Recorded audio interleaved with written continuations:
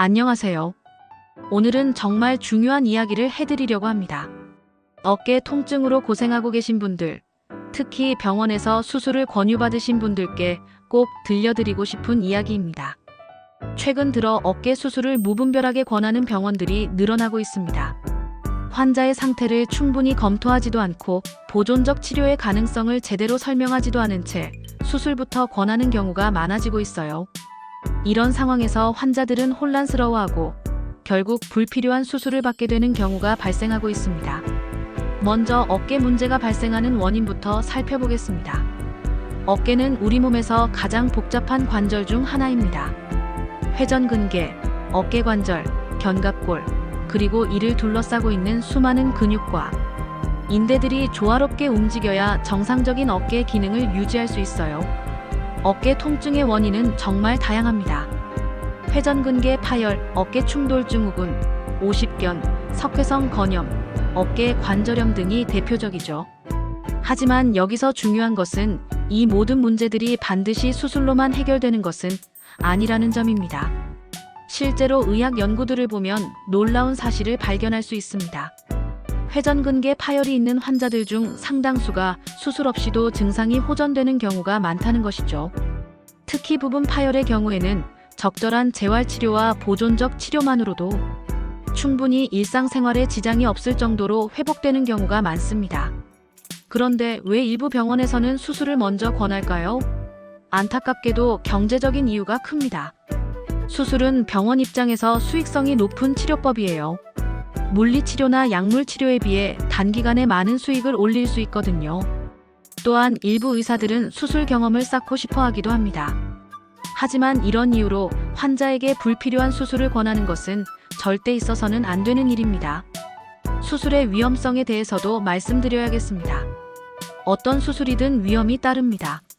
마취 위험, 감염 위험, 신경 손상 위험, 그리고 수술 후 회복 과정에서 발생할 수 있는 여러 합병증들이 있어요. 특히 어깨 수술의 경우 회복 기간이 길고 재활 과정이 까다롭습니다. 수술 후 어깨 강직이 발생할 수도 있고 경우에 따라서는 수술 전보다 더 불편해질 수도 있어요. 실제로 제가 만난 환자분들 중에서도 이런 경우가 있었습니다. 한 분은 단순한 어깨 충돌 증후군으로 병원에 갔는데 의사가 관절경 수술을 권했어요. 다행히 그분은 다른 병원에서 세컨드 오피니언을 받았고 물리치료와 운동치료만으로 완전히 회복되었습니다. 만약 첫 번째 병원에서 수술을 받았다면 불필요한 고생을 했을 거예요. 그렇다면 언제 수술을 받아야 할까요? 수술이 필요한 경우는 분명히 있습니다. 회전근개가 완전히 파열되어 일상생활에 심각한 지장을 주는 경우, 보존적 치료를 충분히 시행했음에도 불구하고 증상이 전혀 호전되지 않는 경우, 외상으로 인한 심각한 구조적 손상이 있는 경우 등이 그렇죠. 하지만 이런 경우에도 수술을 결정하기 전에 충분한 검토와 상담이 필요합니다. 보존적 치료의 중요성을 강조하고 싶습니다. 물리치료, 운동치료, 약물치료, 주사치료 등의 보존적 치료는 어깨 문제 해결에 매우 효과적입니다.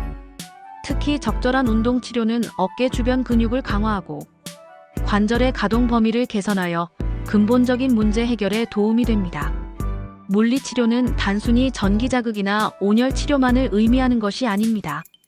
숙련된 물리치료사에 의한 도수치료, 맞춤형 운동 프로그램, 자세 교정 등이 포함됩니다. 이런 치료들은 시간이 걸리지만 부작용이 거의 없고 장기적으로 봤을 때 수술보다 더 좋은 결과를 보이는 경우가 많아요. 약물 치료도 중요한 역할을 합니다. 소염진통제나 근육이완제 등을 적절히 사용하면 염증을 줄이고 통증을 완화할 수 있어요. 경우에 따라서는 스테로이드 주사나 히알루론산 주사 등이 도움이 될 수도 있습니다. 가장 중요한 것은 환자 스스로의 노력입니다. 어깨에 좋은 운동을 꾸준히 하고 나쁜 자세를 교정하며 무리한 활동을 피하는 것이 치료에 큰 도움이 됩니다. 특히 어깨 주변 근육의 밸런스를 맞추는 것이 중요해요.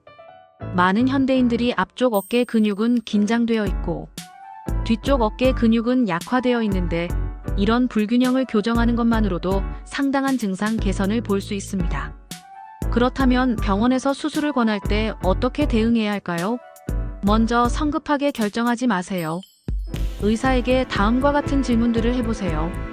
보존적 치료를 먼저 시도해 볼 수는 없을까요?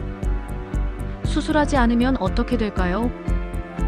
수술의 성공률과 합병증 위험은 어느 정도인가요? 수술 후 회복 기간은 얼마나 걸리나요? 등등 말이에요.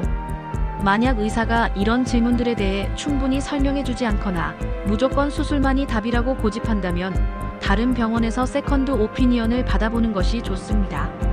좋은 의사라면 환자의 궁금증을 친절하게 해결해주고 다양한 치료 옵션에 대해 설명해 줄 거예요.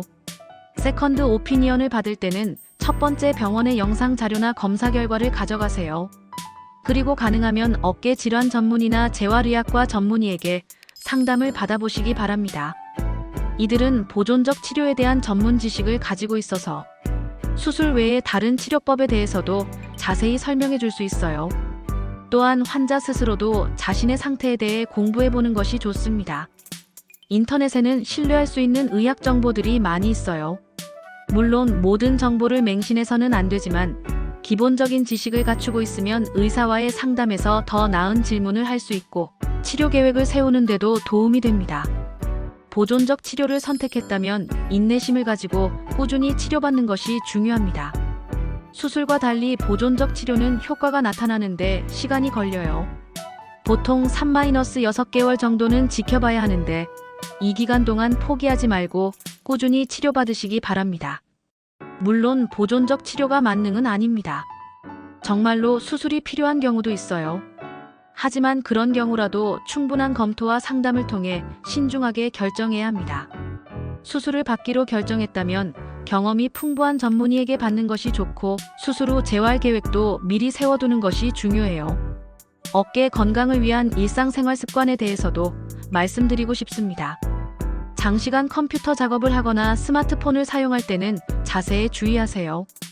어깨가 앞으로 굽어지는 자세를 오래 유지하면 어깨 문제가 악화될 수 있어요. 중간중간 스트레칭을 하고 어깨 운동을 꾸준히 하는 것이 예방에 도움이 됩니다. 잠잘 때 자세도 중요해요. 옆으로 누워 잘 때는 아픈 쪽 어깨가 아래로 가지 않도록 주의하고 베개의 높이도 적절히 조절해야 합니다. 무거운 물건을 들 때는 어깨에 무리가 가지 않도록 올바른 자세로 들어야 해요. 운동을 할 때도 주의가 필요합니다. 과도한 오버헤드 동작이나 무리한 중량 운동은 어깨에 부담을 줄 수 있어요. 운동 전에는 충분한 워밍업을, 운동 후에는 쿨다운과 스트레칭을 하는 것이 좋습니다. 영양 관리도 놓칠 수 없는 부분입니다. 염증을 줄이는 데 도움이 되는 오메가-3 지방산이 풍부한 음식을 섭취하고 충분한 단백질 섭취로 근육과 건의 회복을 도와야 해요. 과도한 음주나 흡연은 염증을 악화시킬 수 있으니 피하는 것이 좋습니다. 스트레스 관리도 중요합니다. 스트레스는 근육 긴장을 유발하고 염증을 악화시킬 수 있어요. 충분한 휴식과 수면, 적절한 운동, 취미 활동 등을 통해 스트레스를 관리하는 것이 어깨 건강에도 도움이 됩니다. 마지막으로 정기적인 건강검진의 중요성을 강조하고 싶습니다. 어깨 문제가 있다면 정기적으로 상태를 점검하고 필요시 치료 계획을 조정하는 것이 좋아요. 또한 다른 질환이 어깨 통증의 원인이 될 수도 있으니 종합적인 건강 관리가 필요합니다. 결론적으로 말씀드리면 어깨 수술을 권하는 병원을 만났을 때는 성급하게 결정하지 마세요. 충분한 상담과 검토를 통해 보존적 치료의 가능성을 먼저 탐색해 보시기 바랍니다. 세컨드 오피니언을 받는 것도 좋은 방법이고 환자 스스로도 자신의 상태에 대해 공부하고 적극적으로 치료에 참여하는 것이 중요해요. 어깨 건강은 하루아침에 회복되는 것이 아닙니다. 꾸준한 관리와 치료가 필요해요. 하지만 올바른 방법으로 접근한다면 수술 없이도 충분히 건강한 어깨를 되찾을 수 있습니다. 여러분의 어깨 건강을 위해 현명한 선택을 하시길 바랍니다. 무조건적인 수술보다는 신중한 판단과 적절한 치료가 더 중요하다는 것을 기억해 주세요. 건강한 어깨로 일상생활을 즐기실 수 있기를 진심으로 응원합니다. 감사합니다.